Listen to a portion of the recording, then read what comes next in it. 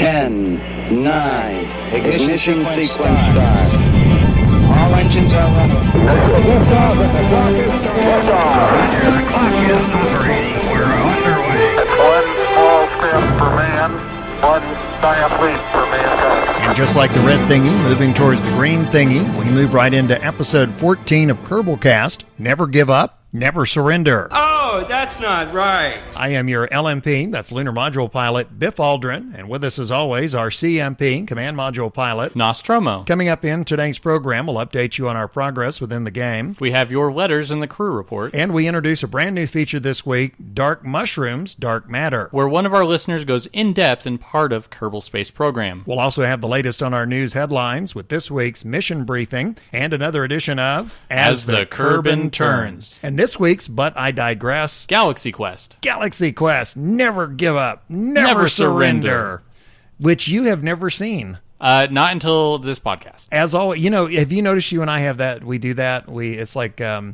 you've seen a movie and I haven't, so you tell me to watch it, yeah, and then vice versa. Yeah, and so it's like, oh, I've seen this movie so many times. Yeah. It's like, oh, I saw it right before I got here. Well, we'll talk about it as we get into it. You're feeling okay? Yes. Okay. I am all the way out of it. You're all the way out of it. Yeah, I'm feeling great. You're feeling good. Yep, passed it off to my girlfriend. She's the one who's sick now, and we're all good. Well, good, as long as she's the one that's sick. There we go. I do want to say right up front, we passed a milestone back on Sunday. 10,000 total downloads. Oh, wow. Yeah. Man, you guys are just ramping us up through there. Yeah. We don't have a soundbite for that one. I mean, the other soundbite still applies. It is over 9,000, but it's over 9,000.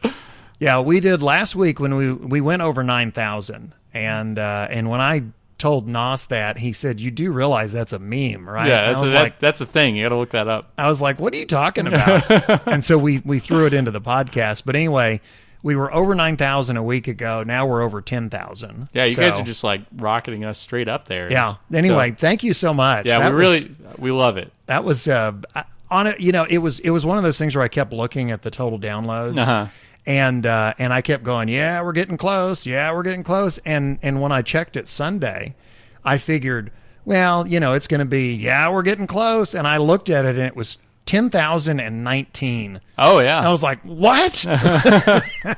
So anyway, yes. Yeah. Well, tell me your progress in the game. So anyone who's been following our Twitter saw part of my progress report already. Yes. I'll go to that demented. in a bit. So the first thing I'll say is that, I've just been doing some contracts but really the highlight is I was, mega rolling. Last week we talked about, I talked about the rolly, which is, just two command pods connected by a girder, and you roll around the planet collecting, surface samples. I have to do it. Every time you talk about this, this starts running through my brain, so I have to do it. I'm looking for my missing piece. I'm looking for my missing piece. So fleece my knees and grease my bees. I'm looking for my missing piece. Nice. So I just made the rolly, and I was like, this could be improved. And we talked about the swimmy, where it's covered in fins. Yeah. It doesn't float. It does not float. It doesn't propel or anything? I can't say it doesn't float. I never managed to get it anywhere close to the water. Oh. Because you can't... So you don't know. Yeah, I don't know. Somebody could prove me wrong. And hey, on Twitter, send us a screen cap if you get it into the water. Okay, so trying to get that thing moving, the fins are too far apart to actually get anything going. And I didn't experiment with it too much from that. They're not close enough to make a wheel shape. Oh, I got you. Okay. And so they just kind of sat. Did they make that sound? If it did, I probably would have tried it longer. That's like Bert and Ernie. Yeah. So I wanted to, go big or go home. Yeah. And so I made, the Mega Rolly, which originally it was a command pod with a girder on the bottom of it, connected to a fuel cell with girders coming out of the left and right sides, which went to another fuel cell, and then there was a 6-symmetry set of girders with command pods on the outside of them. So basically, I just made this giant, 2 mini Ferris wheels of command pods. You've heard the story about the blind men with the elephant? That's how I felt trying to decipher the picture that you put on Twitter. Uh-huh. Because I was looking at it on my phone. Yeah. And I would like zoom into one section. It wasn't the and then greatest picture. I should have waited till the sun was up, like, because it was like setting. Because I kept looking at it going, what is this? Yeah, and so that was the original, and I just tried to get it to propel itself just by, rocking back and forth. Right. Well, I didn't have girders on that one, so it was like these little wobbly legs. And so then I was like, okay, girders, let's put girders on it. And I also added those thrusters. Right. That were pointing in opposite directions. Yeah, and to make it give it a circular motion. And I would do that, but it actually wasn't moving a whole lot. Like, not as much as I thought it would. But then I realized you needed I wouldn't have expected it to. I would have expected it to move in like all directions at once after it exploded. So I removed the struts that were attached to the boosters. Mm-hmm. So those boosters would hit, and it would cause the girders to bend a little. Right. Which gave it more forward momentum. Mm-hmm. Okay, so that still wasn't enough. We had to go all out. So we added even more. So it wasn't the rolly, it was the wobbly. Yeah, it was the wobbly. So, but the wheels were now strutted. Okay, you remember last week I was trying to make something that you could put another, it had 2 seats in it, but one was empty. Right. And every time I went to go modify it, a Kerbal hopped in the empty seat. This was a sign that no matter how high the stupidity level is, there's still a level of common sense. Mm-hmm. Because every time I went back to modify it, no one jumped in any seats. There was They're like, we're good. Yeah, there was the main seat, which was in the center of the wheel, but all the other seats, nobody would hop in them. I had to go each time and fill them each time I modified it, which actually makes a big difference. Mm-hmm. So the wheel would move faster without any Kerbals in those command pods that made up the wheels, because the only part that touched the ground were the command pods. Right. But it had less durability. Yeah. So the hardest part... Explain. The hardest part was getting it, because there's 2 ways that you could roll off of there. Mm-hmm. If you were to just go W or S to roll. Okay. There's 2 ways you could go, and one leads straight to a building. The mm-hmm. other leads to the ocean, and that was my big goal. I'm going to get it in the ocean. It's not going to float, but I want it rolling at the bottom of the ocean. And you would have to get it over that little drop off. Right. If you didn't have any Kerbals in the command pods, once it fell, some of the command pods would pop off. Oh, okay. And even so that's what you mean by durability. Even with struts or anything like that. Mm-hmm. And the way I figured it is, as it moved, it was taking an impact on those command pods each time they touched the ground. So, like, the game was reading it as an impact, but not enough of an impact to destroy it. Okay. So as these things continued to roll. Now, the problem was, if you continued to roll like that, it would veer left sometimes. And whenever it would veer left, it would go toward the runway just a little bit. And the runway has a slight incline on it. And whenever the command pods hit there, they hit at slightly faster and sooner than they normally did. And most of the time, it would destroy the command pods and you'd lose your wheel. I'm going to ask the same question that I asked last week. Yeah. At any point, did you ever get off the ground? Wait, in like my whole progress report? Yes. Yeah, I was working on contracts, and I was like, oh, okay. I was trying to do my Moonlander, but this is the good stuff. So, this is the good stuff. Yeah, this is the good stuff. So I found out that having a Kerbal inside the pod increases the pod's durability. You know why that is, don't you? Because every time a crack appears, they put some duct tape on it. Yeah, and they absorb most of the impact anytime it rocks around. So I found out that also it could continue to roll like that. You just managed the speed and the amount of impact, and it would control the durability. So then I had to control the veer left problem. So they have the single monopropellant RCS. Right. I was putting that on all of the ones on the left side. So as I was rolling forward with the boosters, I'd turn on the RCS and just give the other side a little boost to steer it, and I made it in the water. And you know how much? But this is not the one with the paddles. No, this was not the one with the paddles. This one sank. It just sank. Now, I will say this. Every time I messed up, I killed 13 Kerbals.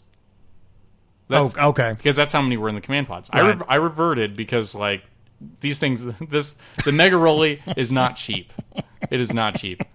But every time it happened... oh, you're not doing this in Sandbox? No, I was doing this in Career. Every time it happened, every time 13 Kerbals died, you would look at your reputation, and it would drop by maybe half of an inch. Okay. Which isn't a whole lot. You're talking about on the.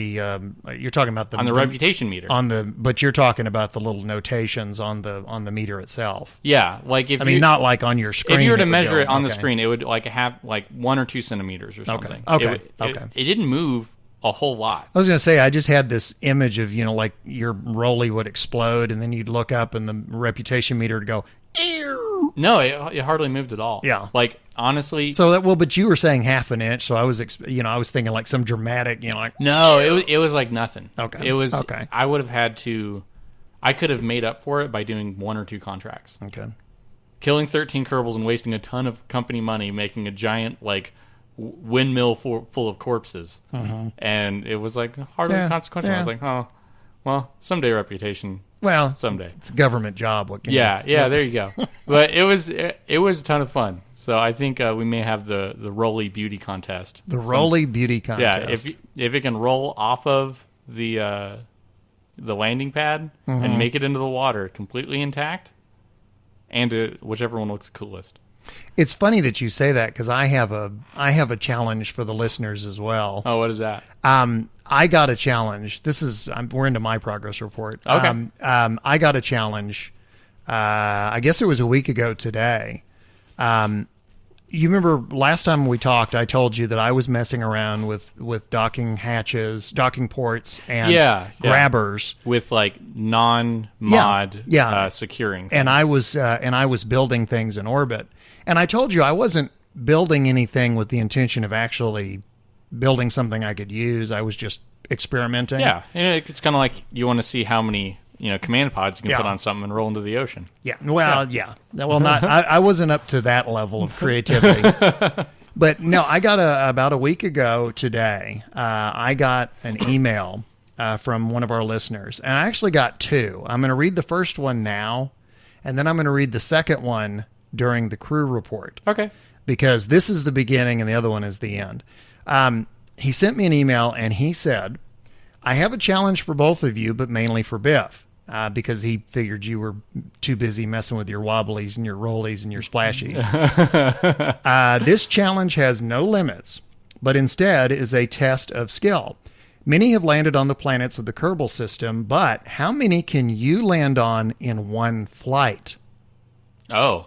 Rules. Yeah, there's a reason that challenge wasn't for me. Rules. You have to plant a flag on the planet.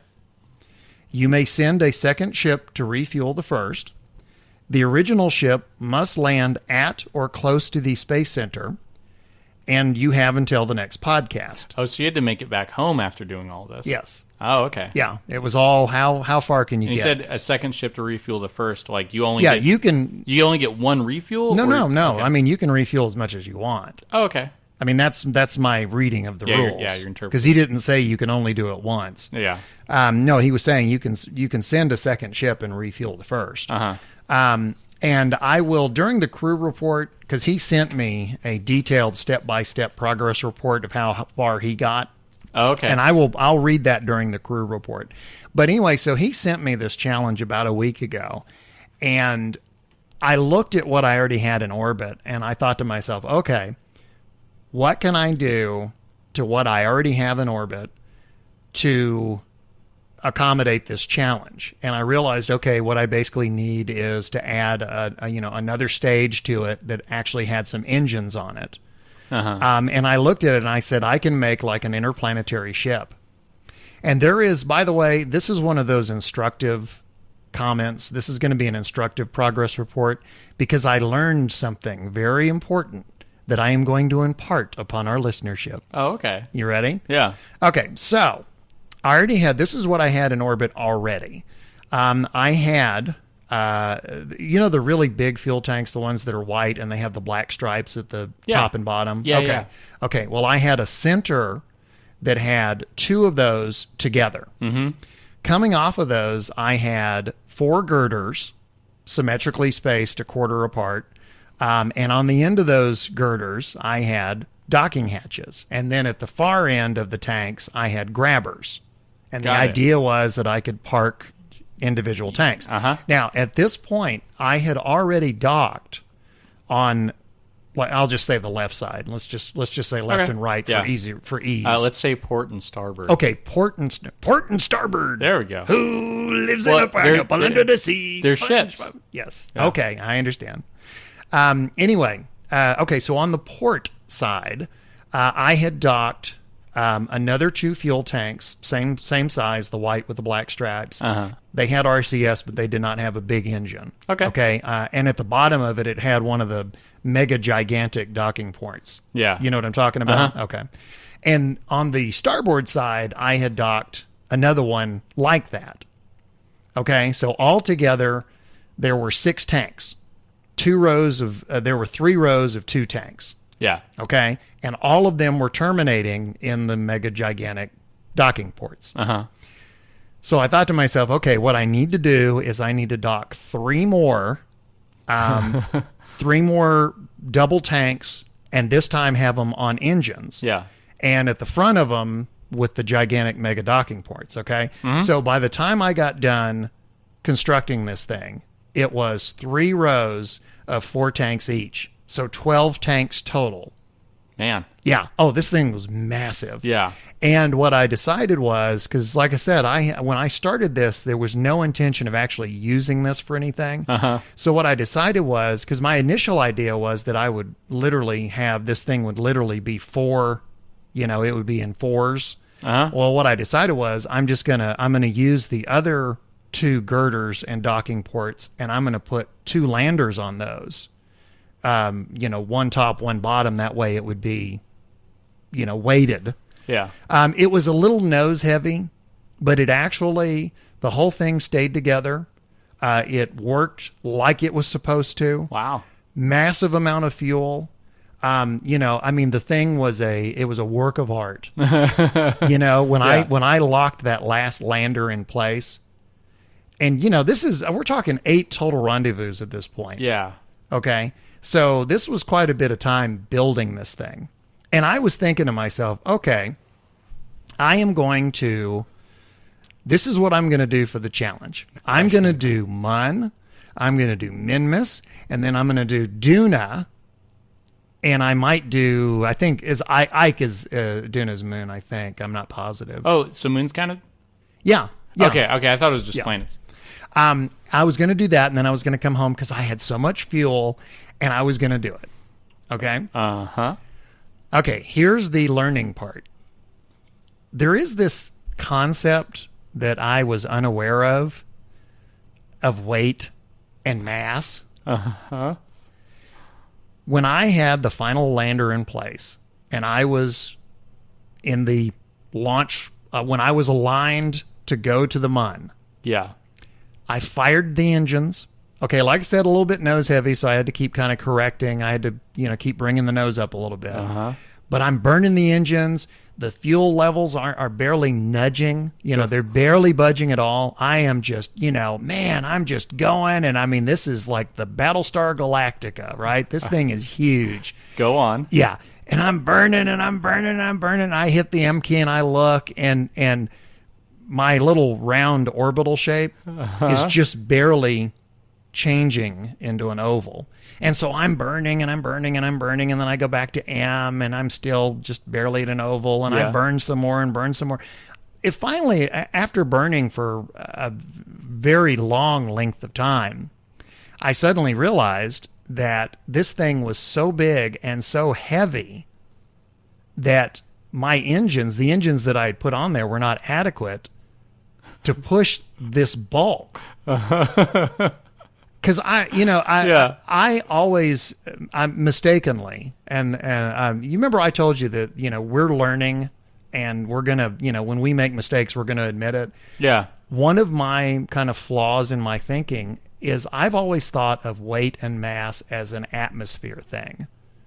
Yeah. I always kind of thought of it as, once I got into space, like that didn't matter anymore. Yeah. Well, now I've learned, No. Yeah, you still have inertia. Yeah, well, I mean, you've got a certain amount of mass and you've got a certain amount of weight, and you've got to be able to push it. Mm-hmm. And I built, when I was building this thing, I was building it like I would build a normal spacecraft. So I put the smaller engines on it, the 220 thrust, the little poodles. Oh, yeah. Thinking that once I was up in space, that would be fine. No.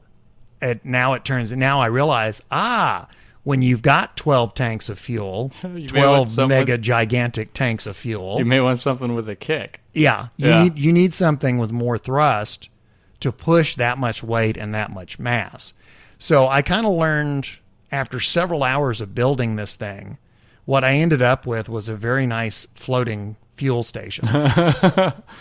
Well, it still has a function. Yeah. It was a lesson well learned. But that's what I spent most of the week.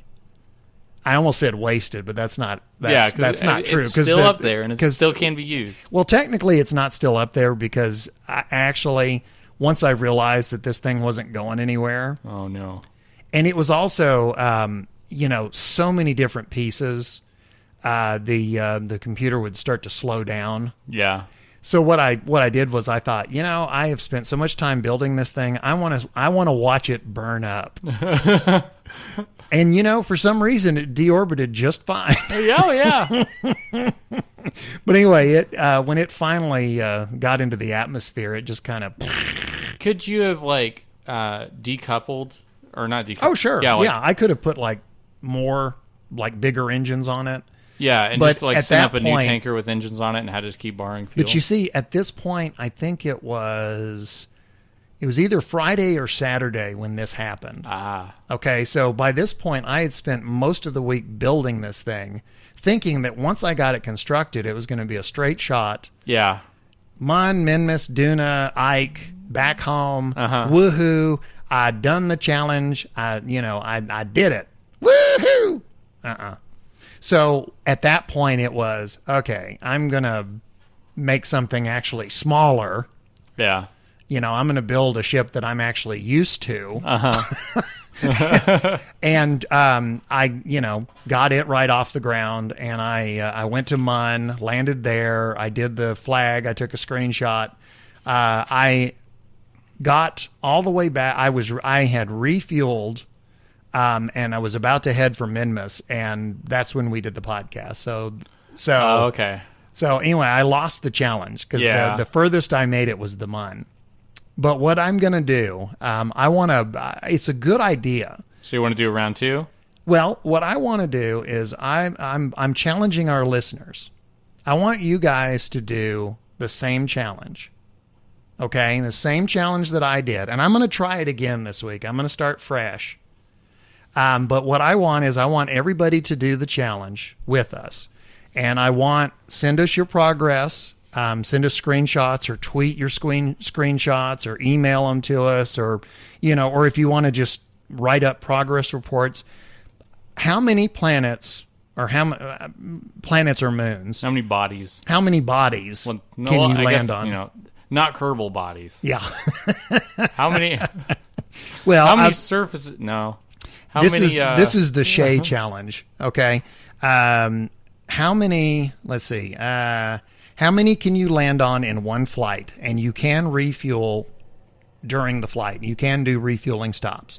You have to plant a flag on the planet, and then you have to land at or close to the Space Center, and you have until 1 week, basically. Yeah.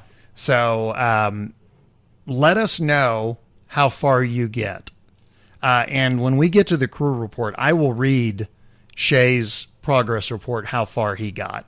What I thought was funny was he assumed when he sent me his progress report, he said, I assume that you have easily beaten me. And it's like, oh no. No, because unlike you, I spent the week messing around in orbit, building a gigantic ship that wouldn't go anywhere. Spent too much time looking and no time leaping. Yeah, there you go. Little did he realize Little did he realize that we are our best weapons against us. we use our incompetence well.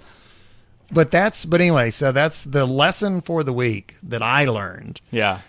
Weight and mass matter in space. Who knew? I didn't. I apparently had no idea. Yeah. I've had the issue of having something that was so big that RCS took a long time to move it. Mm-hmm. But most of the time, anything that I've gone way out of the way to do, I've usually had barely enough instead of just enough. Right. So I haven't made any giant monstrosities. I guess that's why, those giant ships, like Star Destroyers and, all those, I guess that's why they had warp drives. Yeah. Because otherwise you're in for a long little chug along. Yeah. Oh, yeah, absolutely. Well, but anyway, so I'm putting the challenge out there to our listeners. And as soon as you get as far as you can with your one ship, if you manage to bring it back, email us or tweet us or let us know something. Ideally, we'd like to hear from you by Monday. But I'm curious how far people can go. You know what your challenge should be? What? Get a rollie on the mun. All right, I'm going to try for it. I'm not sure how I'm going to do that, but I'm going to try for it. Yeah, I guess technically you have two. The listeners, you have two challenges. Do the how many planets in one flight? Yeah. And Nos wants you to alternately either you can do both if you want. Nos wants you to come up with variations on the rollie. Make your own rollie. If you get a rollie on a mountain, do it. Okay, so we're done with Progress Report. Let's take a break, and we'll come back and read some letters. And now let's get to your letters in this week's crew report. And I have the first one. Go for it. I am going to follow up on the contest that I was talking about. The challenge. Uh-huh. Not contest, but challenge. I told you that I would... I told you what the challenge was, and I told you what my progress was. Uh-huh. Now I'm going to tell you what his progress was. Again, this is Shea Byram. The first thing he did was called the Jeb 9 lander. Number 1, Jeb 9 lander construction complete.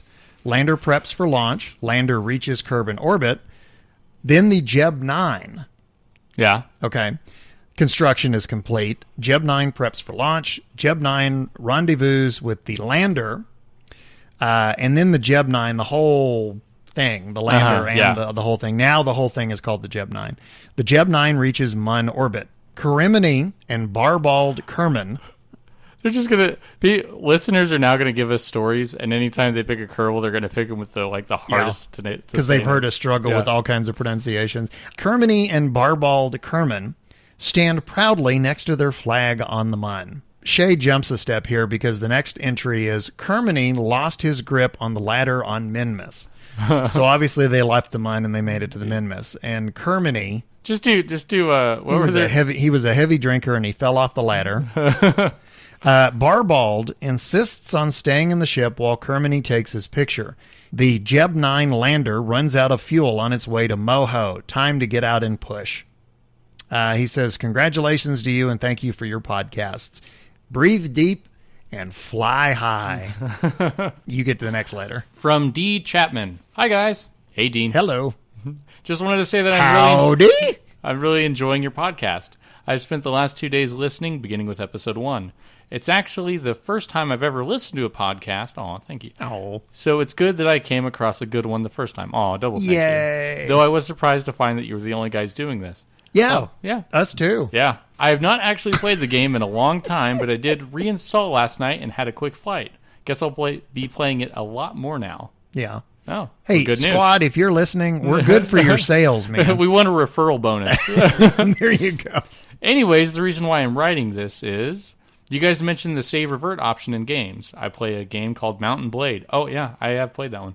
And in single player experience, I play for real. For reals, yo. I cannot save the game while I am playing, and when I quit, it saves the game for me. When I decide to start playing again, I hit load, and there is only one file to carry on from. No quick saves, no getting out of it. I have been captured many times, but you can't really die in the game, but there is a serious setback. Fame drops and loyalty going down, etc. Anyways, just wanted to say great stuff and keep it up. P.S. Great that you mentioned Civilization. Love that series, and I've been playing it since the first release. That is such a good game. Our next letter comes to us from Italiman. And he says, "Hi guys, I made a small discovery about contracts. I'm probably not the first. Even though most test parts contracts say activate the part through staging, you don't have to.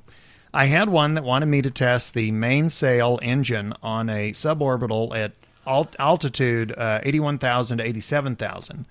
I right-clicked on some temporary contract parts during a mission and noticed a new button, Run Test. So I built a rocket with the mainsail as its primary engine, which means right at launch I activated it through the staging, but when I got to the desired height range, I cut the engine. Not sure if that makes any difference. You should probably keep it running. And right-clicked and then clicked Run Test, and the game gave me the contract. So I remember another person emailed you guys and said they thought a cool feature of the new contracts was figuring out how to get the bigger engines up so high for the part contracts and then activating them. Well, you don't have to figure that out. Just build a normal rocket and right-click, Run Test. Boom, the ship explodes, and contract complete, more funds to burn. P.S. My letter a couple of weeks ago about the mod feature listening to the show. I'm not sure you guys are even remotely interested in mods, at least not at this point. As whenever they're talked about, it is briefly, and then you move on. And in episode 13, one email, the guy seemed happy that he avoided using mods. I think the way he said it was he didn't have to, quote, resort to using mods, like it's some kind of thing that is below him or some sort of stigma. That bugs me a lot. Still love the show and will keep listening, but it will be nice when it appeals to the full range of KSPers.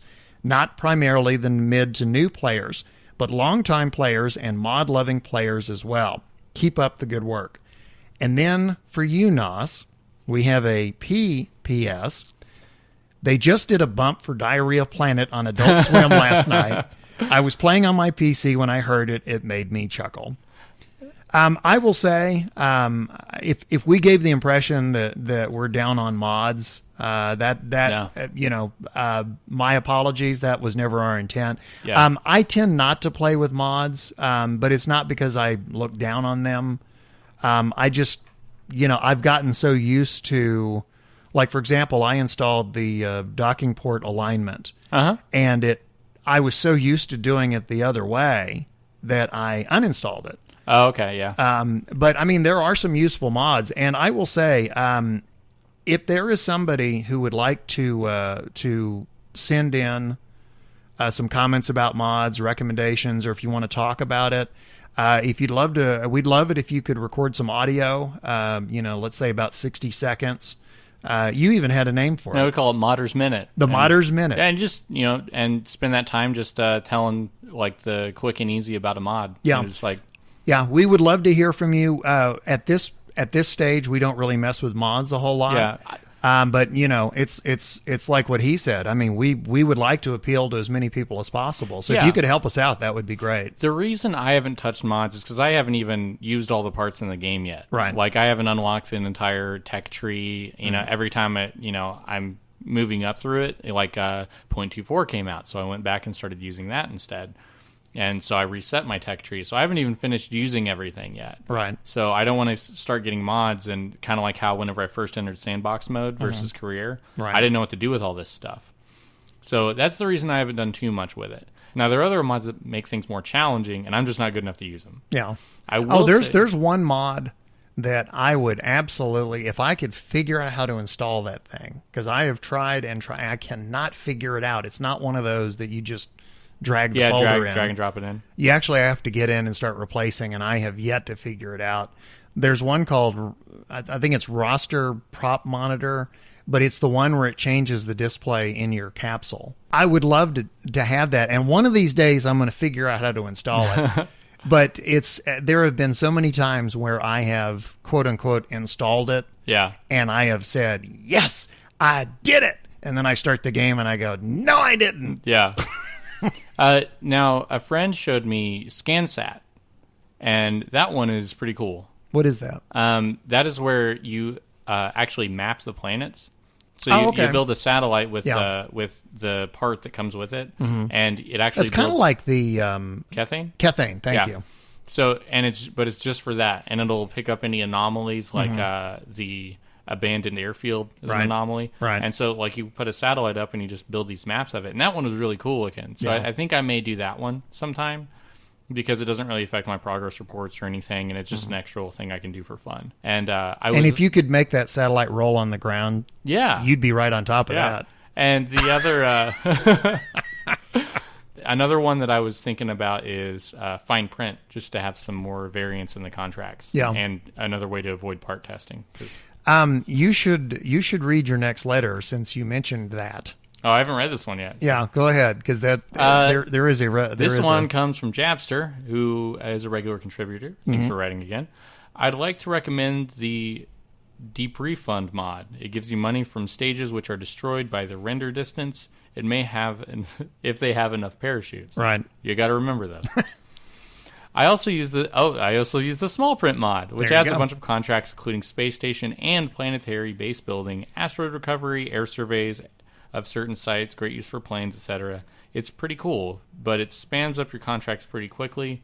I got 3 identical contracts to build a space station around Kerbin. The requirements were the same, so I built 1 station and completed all 3. Isn't that just perfect serendipity? You were talking about that. Yeah. And you had, that letter was Yeah, I didn't literally know that was the sitting next right one. in front of you. And I had read the letter before, so it's like when you said that, I thought, oh, this is too good. I find contracts really help to fill the tech tree, which is really good considering I don't venture outside the Kerbin system much, and I don't do repeated landings. The refueling of the jetpack is not related to the level of monopropellant. Oh, yeah. We're asking. Remember we talked about that. Previously, the EVA fuel was an arbitrary percentage, but now a new EVA fuel resource is being used. You're correct about getting out and pushing. It's infinite free fuel. They're planning on removing that, though. Yeah, that's you had asked me, just in case someone hasn't heard the previous podcast where we were talking about this. Nas had asked me, when you EVA and you use your jetpack, when you spacewalk and use your jetpack, he was asking if when you get back in the capsule, does it refill your jetpack? And I didn't know. So I checked it out, and yes, when you use your jetpack and then get back in the capsule and get back out, it does refill. My assumption was that it was refilling from the monopropellant in the capsule itself or on your craft. Thanks to Jobster, we now know that's not true. Yeah. So yes, until they fix it. Until they fix it. So if you run out of fuel, you literally can get out and push. It's going to take you a long time to get there. And Jabster finishes with, I have a question for you, and I spotted it on the KSP forums. What would you consider a finale mission? Which would be the equivalent of a final boss fight? Would you complete and say, I finished career mode, the same way you can say you finished the tech tree? Do you have a guess? Do you want to venture an answer?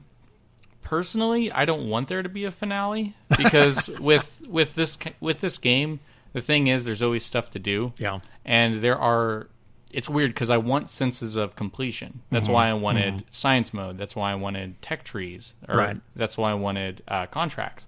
I want this sense of accomplishing something. What I don't want, however, is to be like, oh, I'm done. Right. Because I can't tell you how many games I've beaten the final mission and said, forget the side quests. Yeah. It's like, I beat the final mission. I don't want to do the side quest. Okay, how about you? Do you consider a finale mission? You know what I would love to see? The straight answer is not that there's a finale, but I have yet to go to every single planet and every moon. When I accomplish that, I think that's probably where I'll stop calling myself a mid-level player. Yeah. At that point, I'll probably go, well, now I'm more of an advanced player. Yeah.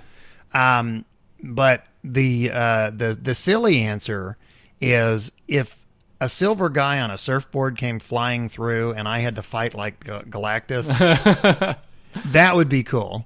I was actually, while you're talking, I thought of a contract that would be kind of cool is to set up a colony on another planet. Yeah. Like, I would. That's and I know that's one of the neat things about the fact that this game is still going. Yeah. Is to think of some of the things that will come along, and yeah, I would love to be able to like build moon bases and mine resources and do science missions on the ground, and and that stuff all may still be out there. Yeah. So it's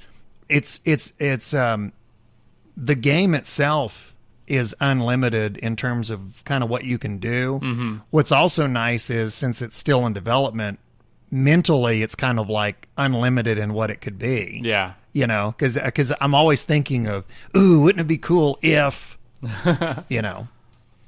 All right. What do you got? Next letter. This comes from Keen Roberts. And it says, "Hey guys, I really enjoy the podcast. I first started playing KSP 2 years ago before it even came to Steam. Some guys in my dorm had gotten it and were playing it in the den, and they were trying to get to the Mun. Me, being the aerospace engineer that I was, decided that I could easily make it on a round trip to the moon and back." Those are always famous last words, aren't they? Yeah. That night, I spent at least 7 to 8 hours building rockets, launching, exploding, etc., till I finally did it. There was a rush of excitement as I set my landing pod on the surface and snapped a couple of pics for bragging rights. The biggest thing I remember when I first started playing was that space race.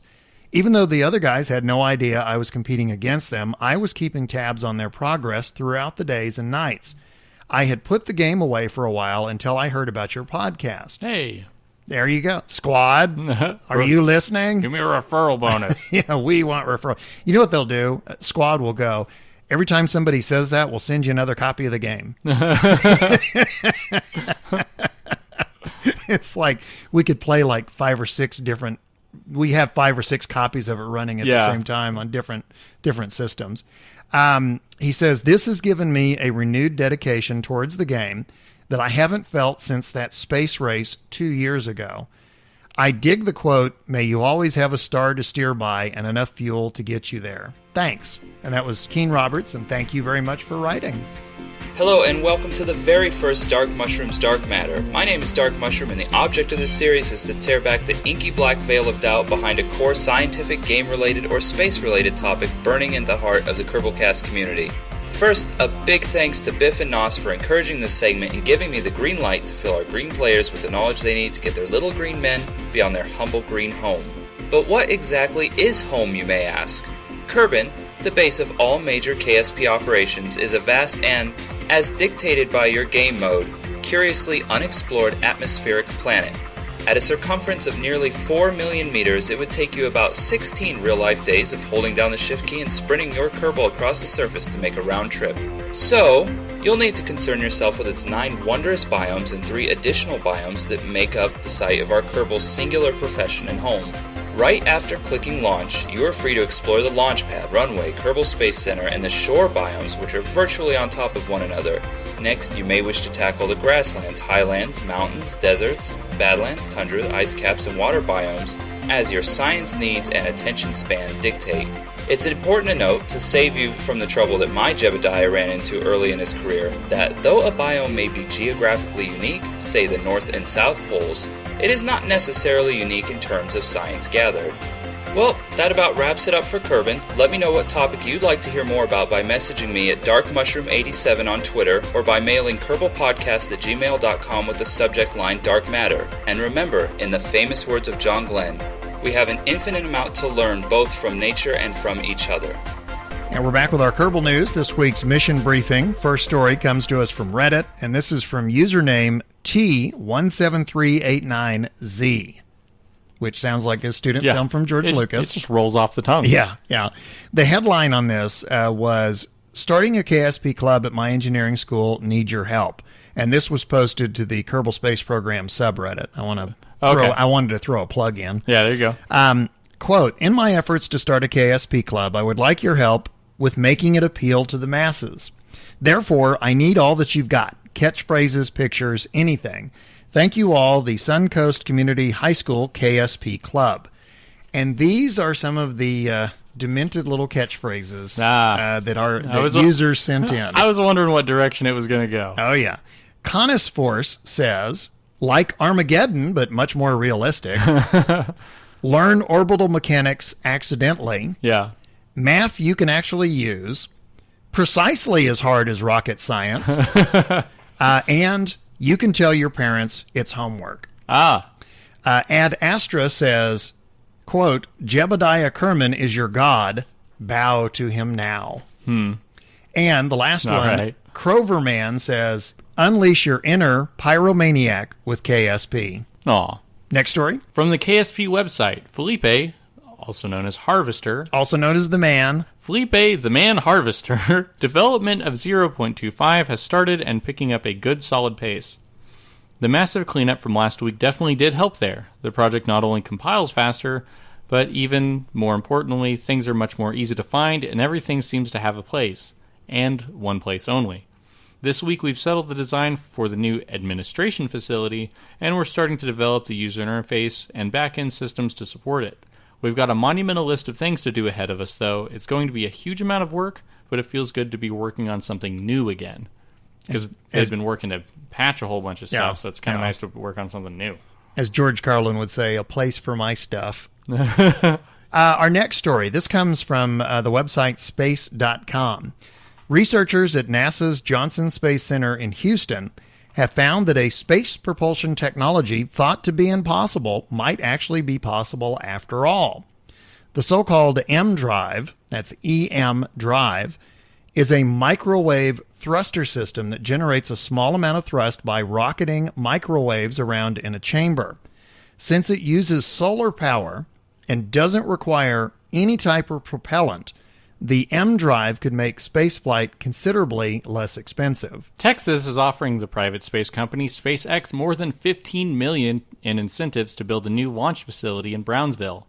The state would offer $2.3 million under the Texas Incentive Plan, and SpaceX will also collect $13 million from the Spaceport Trust Fund. That's an investment well worth it, I would say. Well, just wait until somebody brings a rocket from New York City. New York City! Well, that's our mission briefing and the latest news, and of course you know what that means. And now, another edition of As the Kerbin Turns. Honey, I'm home! Hello, dear. How was your day? Oh, same as always. I took a protein pill and put my helmet on, but the stars looked very different and I floated in a most peculiar way. Say, the circuit's dead. Is there something wrong? Tune in next time for another edition of As the Kerbin Turns. All right, she's back. Yeah. We actually got somebody tweeted last week. They said, we hope Mrs. As the Kerbin Turns comes back. She's hot.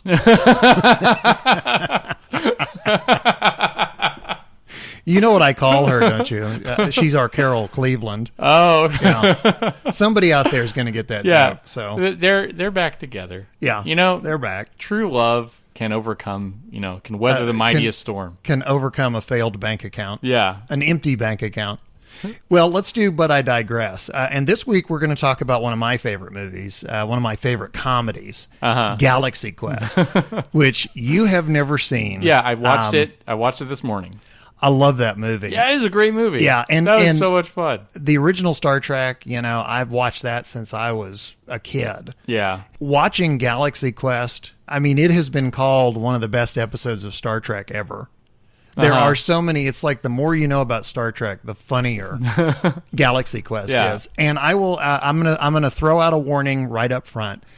There really is no way to talk about this movie without spoilers. If you haven't seen it and you want a good laugh, go watch it and then listen to the rest. Just of this. Put this on pause. Yeah. Go watch the movie and then come back. Yeah. We'll wait. Yeah, we'll wait.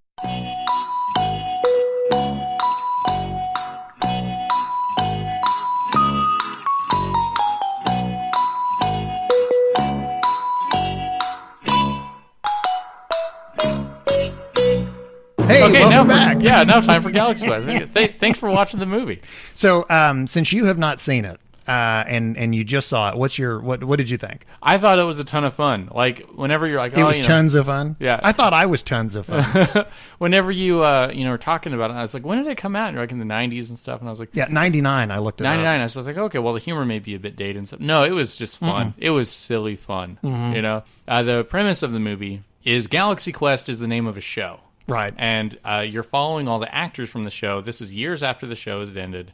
And it's not a stretch to go from Galaxy Quest to Star Trek. Yeah, it's pretty much the Star Trek. I mean, it is so thinly veiled Star Trek. In this world, it's Star Trek. So now all the actors are attending these conventions. Yeah. And they're so done with it. And the fans are not Trekkies, they're Questerians. Yeah. And and they're just like, they're at Galaxy Quest Con or whatever. QuestCon. QuestCon.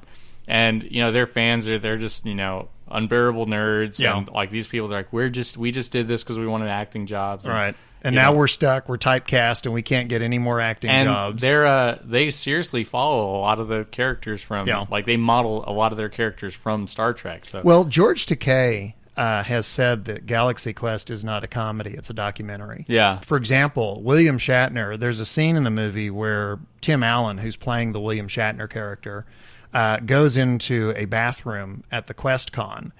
And while he's in the stall, he overhears other people talking about what a bunch of losers. These guys can't get any more acting jobs. The William Shatner character, Jason Nesmith is the guy's name. Nesmith doesn't realize that all of his co-stars hate him. Uh-huh. And, of course, that's the first time he catches on that they don't like him. Yeah. And that actually happened to William Shatner. One of the very first Star Trek conventions, he was in a bathroom stall and he heard somebody having that conversation. Uh-huh. So yeah, there's a lot of nods in there to what's really happening. Yeah, very attentive writers and director for the movie. So yeah, you have that character. You have a character modeled after Leonard Nimoy, done by Alan Rickman. How did I come to this? I played Richard III. I was an actor once. Damn it, now look at me. Look at me!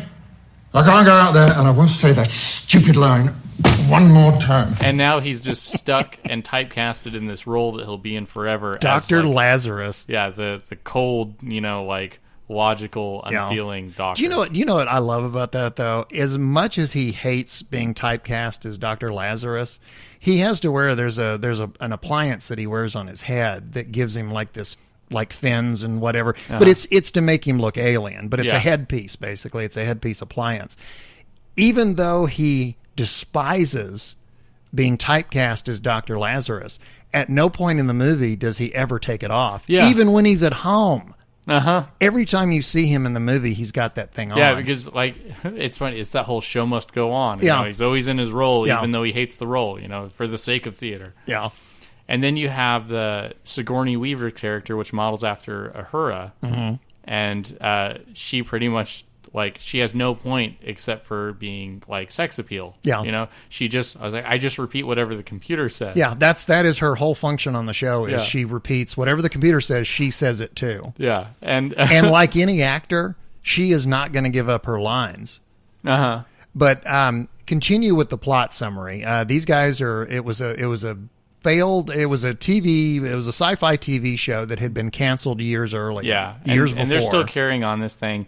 And Tim Allen's character, the Kirk character, the captain, he gets approached by some people he thinks are just dressed up and cosplayed as aliens. He's like, okay, whatever. And they keep saying, we need your help. You need to come with us. And he thinks he's going to a gig. And it turns out he is actually transported to an actual spaceship. Yeah. He thinks that this is like a little fan film. Yeah. Like they've got some sets in a garage or something. And they're paying him to show up and play the captain. He doesn't realize that this is an alien society that has been watching the TV show.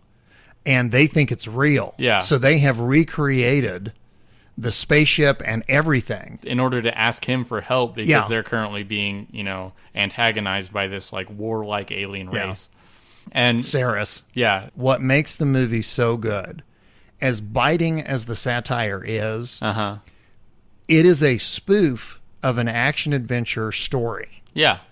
But ultimately, it turns out to be a good action-adventure story. At some point in the movie, it actually starts to turn where they start becoming their characters. And it does kind of turn into a Star Trek-ish action-adventure story. They become even more exaggerated versions of the characters they portrayed. Well, I love when they're the second encounter. The first time they meet with Saris, and it's just the captain, just Jason Nesmith. Yeah, he doesn't know that it's for real, so he just fire everything, and he catches the guy off guard, and manages to actually, I won't say defeat him, but he actually manages to win the engagement. And so they bring him back, and of course he's thinking, oh, this is going to be easy. It's going to be the same thing again. And that's, okay, well, now he's going up against an actual general, and he gets his butt kicked. And the ship that they're on, the Protector, is, the thing is heavily damaged. But I said to you that I think one of the strengths of the movie is that even though it's a spoof of an action-adventure story, it actually turns out to be a good action-adventure story. Yeah. The other thing that I think is very good about the film is that as biting as the satire is, and you got to admit, they're pretty brutal on Star Trek fans, it also acknowledges that there is a side to it that is very good. Yeah. I think the Thermians, which is the name of the aliens that think all this is real, I think that the purpose they serve in the story, they are there as the ultimate fans. This, to me, is what really elevates this into great movie territory, okay? One of the running jokes throughout the thing, Dr. Lazarus has a catchphrase, by Grapthar's hammer, by the sons of Warvan, you shall be avenged.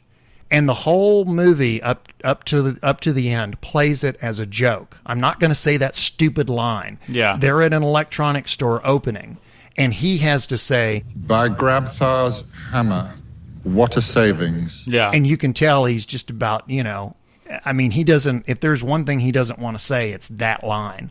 He never ever wants to say that line again. Well, there's a Thermian who kind of attaches himself to him. Dr. Lazarus, you're my idol. I've based my whole life on you. You're kind of a father figure to me. Well, he gets killed. And as he's dying, he gets shot. And as he's dying, Dr. Lazarus, Alan Rickman, says to him, completely serious, By Grabthar's hammer, by the sons of Warvan, you shall be avenged. and you can see the look on the guy's face, the Thermian, as he's dying. It's absolute joy. Yeah. The love that we have for our stories, because, I mean, human beings as a species, we have always loved our stories. Yeah. If you want to know anything about a culture, look at their stories, because stories tell you a lot about the people. And the Thermians are the ultimate super fans of this show.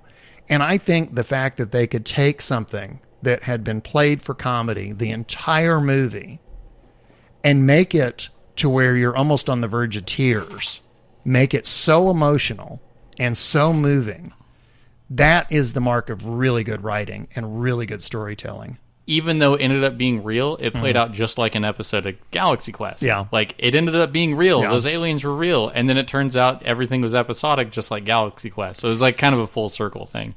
We have to talk about the Sam Rockwell character, because I don't even have a last name. What's my last name? Sam Rockwell plays a guy. His name is Guy Fleegman. That's his real name. You don't find out his last name until the very end. He was an extra on one episode of the series, and he was killed during the opening tease. He was killed before the opening credits even rolled. Yeah. His part was literally crewman number 6. And here he is hanging around QuestCon, trying to kind of siphon off a little bit of that fan love. Because, hey, I was on the, I got killed by the rock monster in episode 87. Yeah. His function in the story, if you really think about it, he's the one who's there to comment on the absurdity of what's going on. Because there's so many points in there where the actors seem oblivious to the fact that they're living an episode of Galaxy Quest. And he keeps, did you guys even watch the show? Yeah. Do you not realize this is what's about the to episode. happen? This is what happens. Yeah. You did the exact same thing. Yeah, he has some of the best lines. And that was the first time that I ever saw Sam Rockwell and was aware of him. And I was amazed at how good he was. Yeah.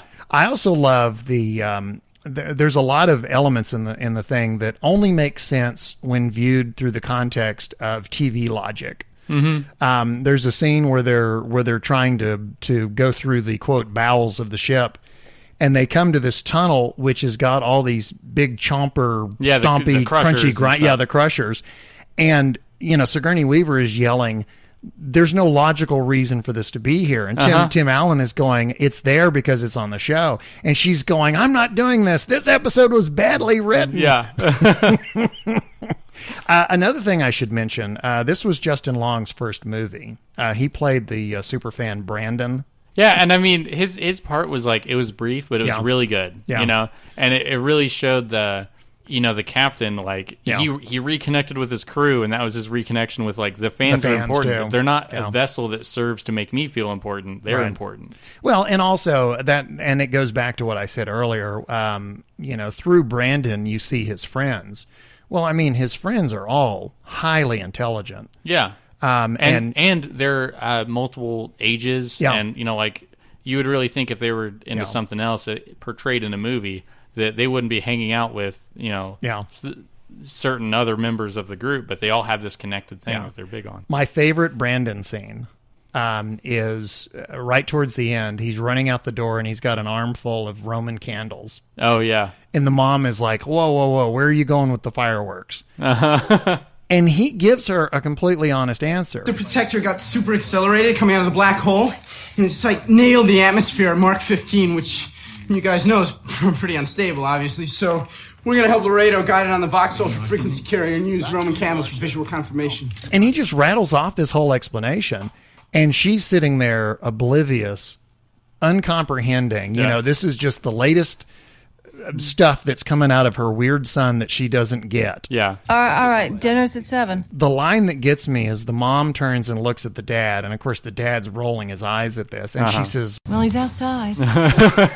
Which I could never, as a kid, I could never figure that out. Yeah. I was always like happily playing in my room, and then it'd be like, go outside. Yeah. It's good for you. And I was like, but why? I was having fun. Yeah, I was the same way. I think it's so we could build up allergy resistance, so they didn't have to spend money on allergy medication. I think that's all it was for. You've heard my expression. I have said this before. If outside was so great, they wouldn't have invented inside.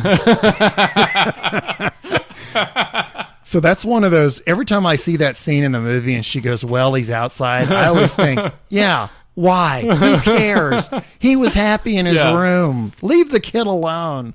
I guess that's a little projection, right? But anyway, Galaxy Quest. Highly recommend this movie. The more you know about Star Trek, the funnier it is. Even if you don't know anything about Star Trek, it is still a good movie. It still is hilarious. There are so many funny parts of this movie that we could literally do an entire podcast about this movie. I will also tell you, if you get a copy of this on DVD or Blu-ray. Yeah, I did it. Oh, did you listen? Okay. Not all of it. No. Well, of course. A little bit of that goes a long way. The Thermians have their own language. Do you want to try? Yeah, more or less. Pretty much. That's kind of what it sounds like. Yeah, it's like close to that.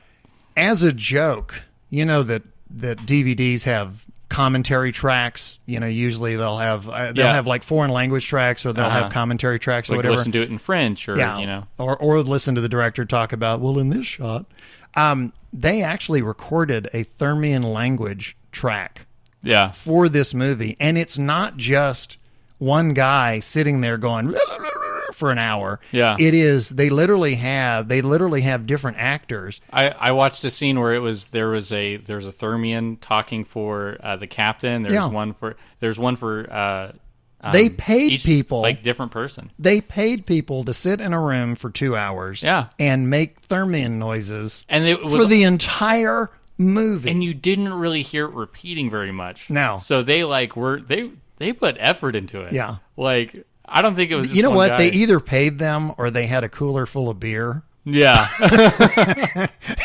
And the Thermian got more fluent as the hours went on. Even if I would have never been credited, I would have totally been one of the Thermians doing voice acting. Like, just give me something. Anyway, we strongly recommend Galaxy Quest. And that wraps it up for But I Digress, which also wraps it up for this edition, episode 14 of Kerbalcast. As always, we have a list of people that we want to thank. And Nas, I'll let you go first. I only got one job on this lousy podcast, and I'm going to do it. And you're going to do it. And it's stupid, and I'm going to do it. We want to give a thanks to all of our listeners, including our regular contributors. We also want to thank the moderators for KSP and the Kerbal Academy subreddits. And all the music we heard is from Professor Soap. That's facebook.com/Professor Soap. And also, we do want to thank DarkMushroom for his new feature on the program, Dark Matter. Yeah. Which, if you'll recall, a couple episodes back, we were doing something called the Beginner's Minute, which was conceived of as being educational, and instead it ended up being just complete silliness. Yeah. This is Beginner's Minute with the silliness taken out and some actual information put in.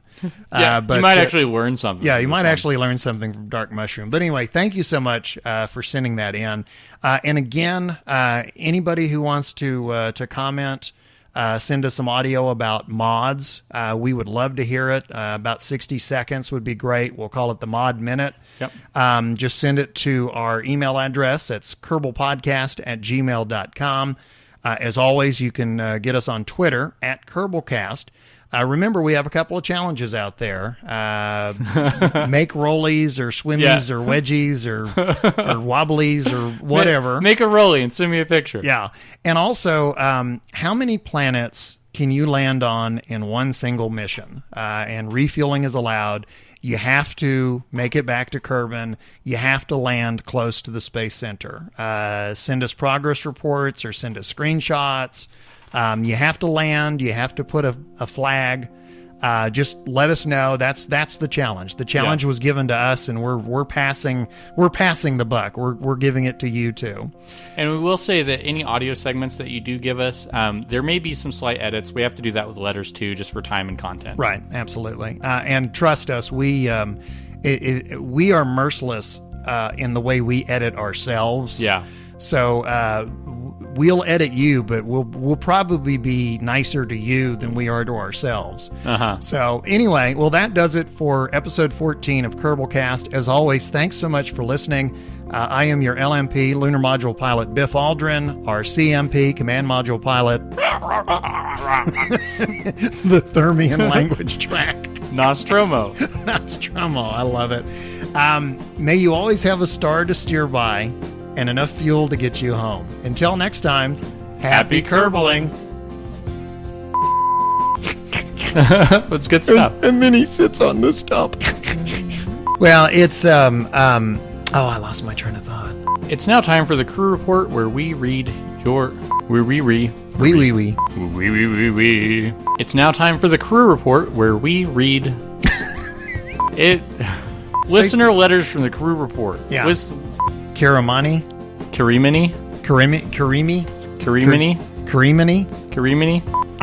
I'm coming up with Do it. I've forgotten it already. Kermany. Kermany Cricket. There we go. Kermany Cricket. Yeah, I'm just going to say Kermany, and that may be wrong, but you know what, Kermany? If you have a problem with it, write to me, okay? Croverman says, unleash your Croverman says, unleash your inner. Croverman says, unleash your inner. We're going to have lots for the blooper reel this time. Oh, same as always. I took a protein pill and Nos the beatbox. The circuit's dead. Is there something wrong? Say, the circuit's dead. Is there something wrong? Say, the circuit's dead. Is there something wrong? Say, the circuit's dead. I was like, I'm going to say it. Say, is there something wrong? Can you hear me, Major Tom?